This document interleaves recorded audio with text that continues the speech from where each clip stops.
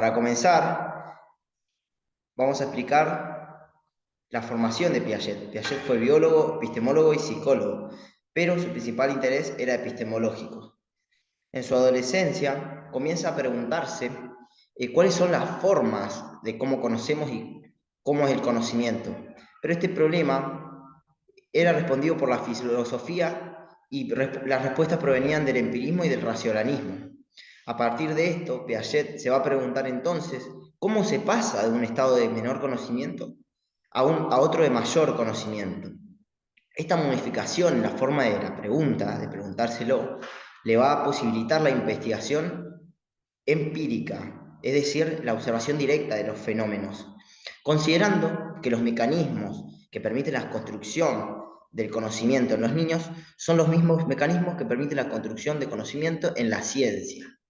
Sostenía entonces una tesis constructivista, oponiéndose al innatismo y al empirismo.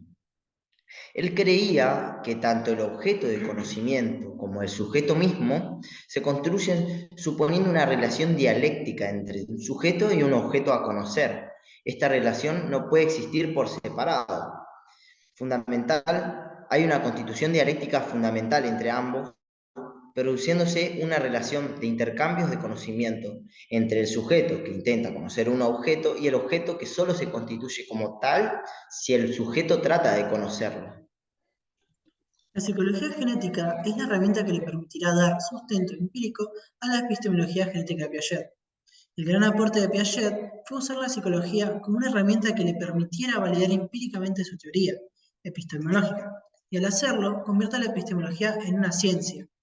Esta epistemología genética se da en el estudio de las etapas sucesivas de una ciencia, a fin de explicar el conocimiento científico, sobre la base de su historia y sobre su sociogénesis, y especialmente en los orígenes psicológicos de las nociones y operaciones sobre las que se basa. Bueno, partiendo de esto vamos a explicar el método utilizado por Piaget para desarrollar la investigación y exploración del pensamiento infantil. El método que él crea y utiliza es el método clínico crítico. Es un método específico de la psicología genética y forma parte de los métodos genéticos. Implica una relación dialéctica con la teoría. Es un procedimiento privilegiado para acceder a la investigación de la organización intelectual del sujeto y supone la elaboración de hipótesis, su tutela en juicio y su verificación a través del interrogatorio clínico. Cuando Piaget comienza su investigación en 1920, se traslada a Francia y empieza a trabajar con Binet en la estandarización de los tests. Se siente especialmente atraído por los errores sistemáticos que cometen los niños y entonces, cuando puede montar su propia investigación, trata de indagar qué hay en el pensamiento de los niños, por qué todos los niños de una determinada edad cometen los mismos errores. Necesitaba un método que le permitiera investigar esto. Entonces, lo primero que hace es indagar desde la psicología cuáles eran los métodos que había y cuál podía utilizar. En la psicología, al comienzo del siglo XX, había básicamente tres métodos: la observación, los test psicométricos y el método clínico proveniente de la psiquiatría. La observación, que en la mayoría de los casos pretendía ser una observación objetiva, es donde el investigador podía intervenir y a veces planteaba observaciones participantes. Pero Piaget le veía una dificultad a esto, y es que cuando se está investigando el pensamiento infantil, la observación pura no interviene. O sea, la observación pura no permite diferenciar el juego del niño de una creencia infantil. Por esto, el investigador no interviene, cuando no interviene no puede darse cuenta de esto. En los test, Piaget veía un problema en los test de Binet, que no podían captar el pensamiento, el proceso de pensamiento que tenían los niños. En un test, por lo general, solo hay una respuesta correcta. Los niños menores a los 8 o 7 años fallaban sistemáticamente en las respuestas, les resultaba difícil pensar en las relaciones de inclusión. Entonces el test no permitía saber cuál fue el proceso de pensamiento que llevó al niño a esa conclusión, y simplemente puntúa esto como un resultado erróneo y sigue. Esto es lo que no le gustaba a Piaget de los test. El método clínico proviene de la psiquiatría. Consiste básicamente en una conversación con el sujeto en la que no hay un guión preestablecido. Las preguntas se van formulando en función de la respuesta del sujeto. Esto realmente permitía captar la singularidad que los test no permitían. El método clínico crítico que Piaget va a crear mantiene una relación dialéctica con la teoría y permite investigar la organización intelectual del sujeto. No es un método que esté pensado como una prueba para clasificar un sujeto, sino que supone la elaboración de hipótesis, su puesta en tela de juicio y su verificación a través del interrogatorio clínico. El carácter crítico del método viene justamente de ahí, de la necesidad de todo el tiempo de poner en tela de juicio las propias hipótesis.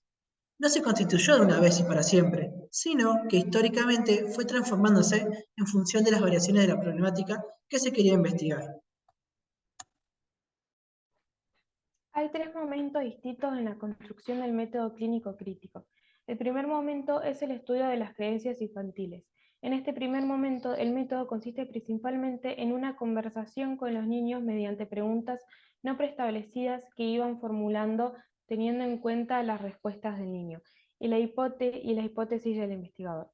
Hay preguntas que complementan a la pregunta principal, que están en la cabeza del investigador, pero no están preestablecidas. Este tiene la libertad de ir formulando nuevas preguntas en función de las respuestas que da el niño. En ese momento inicial, el método fue concebido por analogía, con el examen psíquico. Lo que se intentaba era indagar en las creencias infantiles, la ontología infantil, es decir, descubrir el origen del pensamiento del niño a través de un interrogatorio. El interrogador orienta al ser orientado, provocando las respuestas, pero no determina su contenido siendo orientados por las respuestas del sujeto. Las preguntas formuladas a los niños dependen de la hipótesis del investigador, ya que por un momento dialéctico las respuestas a las preguntas pueden dar lugar a nuevas preguntas que permitan verificar o reformular la hipótesis. El foco siempre está en las respuestas infantiles. El investigador debe saber observar lo que hace el niño y a la vez saber que éste está utilizando, tiene muy en claro qué son las hipótesis y lo que se plantea. Bien, en el segundo momento del método es el estudio de las organizaciones sensoriomotrices. Cuando crecieron los tres hijos de Piaget, comienza a dar forma a una idea, la idea de que existe una inteligencia previa al lenguaje. Esta inteligencia previa al lenguaje sería una inteligencia práctica, no simbólica. Como por ejemplo cuando un bebé logra resolver un problema, como alcanzar un objeto que está fuera de su alcance, arriba de una manta, y el bebé se da cuenta que tirando de la manta puede atraer ese objeto hacia él. Ahí está resolviendo un problema, por lo tanto está realizando un acto inteligente. Entonces, desde esta idea de que existe una inteligencia previa al lenguaje, Piaget comienza a indagar cómo se puede estudiar esta inteligencia. La actividad cognitiva del niño de este periodo es exclusivamente sensoriomotriz, por lo tanto preverbal, es decir, no hay lenguaje. Entonces, el diálogo verbal será sustituido por observaciones. Se trata de observar las conductas del niño, de proponer situaciones que puedan resultar problemáticas al niño, de intervenir en esas situaciones y de registrar los resultados. Piaget realiza las observaciones con sus tres hijos desde su nacimiento. El trabajo del investigador se basará en observar las conductas espontáneas y formular una hipótesis. Introduce nuevas variables que controla experimentalmente y que le permitirán corroborar o descartar la hipótesis enunciada al comienzo de la observación. En este momento de las organizaciones sensorimotrices, a lo largo de los 18 o 24 meses, se construye la primera estructura intelectual, el llamado grupo de los desplazamientos. Contar con esta estructura nos permite, por ejemplo, el poder situarnos dentro de un espacio y movernos dentro de ese mismo, entender que hay un espacio que es continuo, que me contiene y contiene a otros. Esta primera estructura no nos viene dada, sino que se construye. Piaget plantea que la estructura del sistema cognitivo es un momento dado. Puede ser inferida si uno toma las conductas del niño como indicador, o sea, que a partir de las conductas del niño, el investigador puede inferir cuál es la estructura que está organizando y sosteniendo sus acciones. Una de las categorías de pensamiento básicas que se construyen en el sistema cognitivo es la permanencia. Saber que las cosas siguen existiendo más allá de que las percibamos o no. Sin embargo, esto demanda una construcción de bastante tiempo. Antes de esta construcción, el bebé considera los objetos como prolongaciones de su esfuerzo por ver. Y si deja de ver el objeto, no hace en principio ningún esfuerzo por buscarlo. Los objetos del mundo están ligados a sus dominios perceptivos. Entonces, para el bebé habría objetos mirables, objetos palpables y objetos chupables.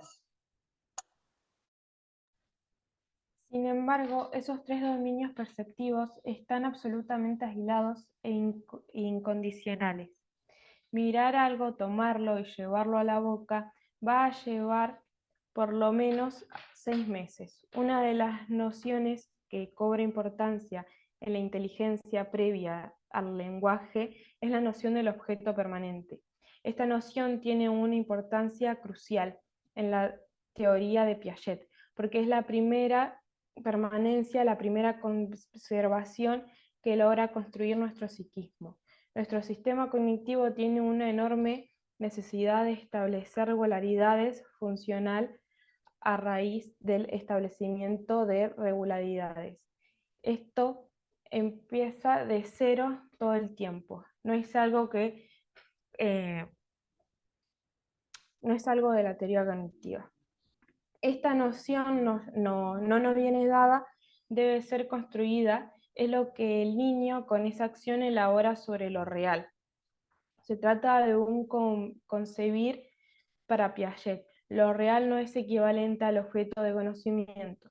Una cosa es lo real, lo que existe, y otra cosa es lo que el sujeto puede llegar a concebir de eso real, en función de lo que sus esquemas le permiten. El objeto es esa parte de lo real, lo que los esquemas de asimilación del sujeto recortan para poder aplicarse.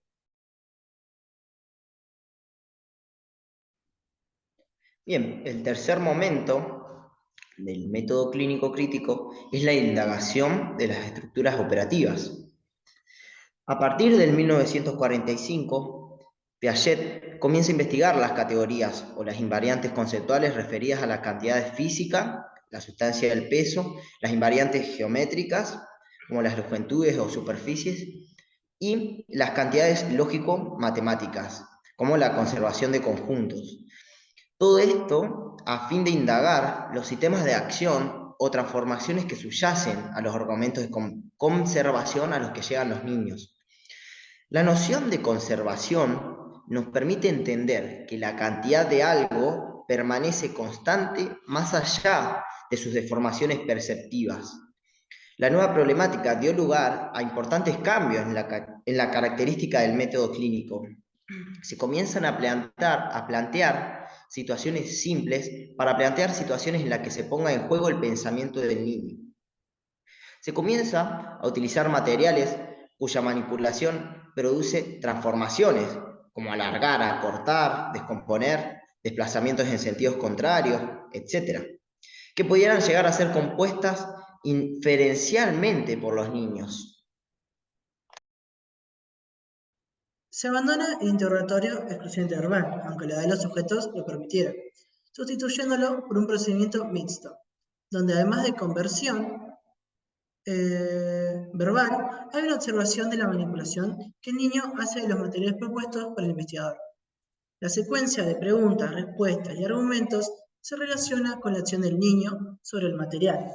El método adquiere un carácter más pautado.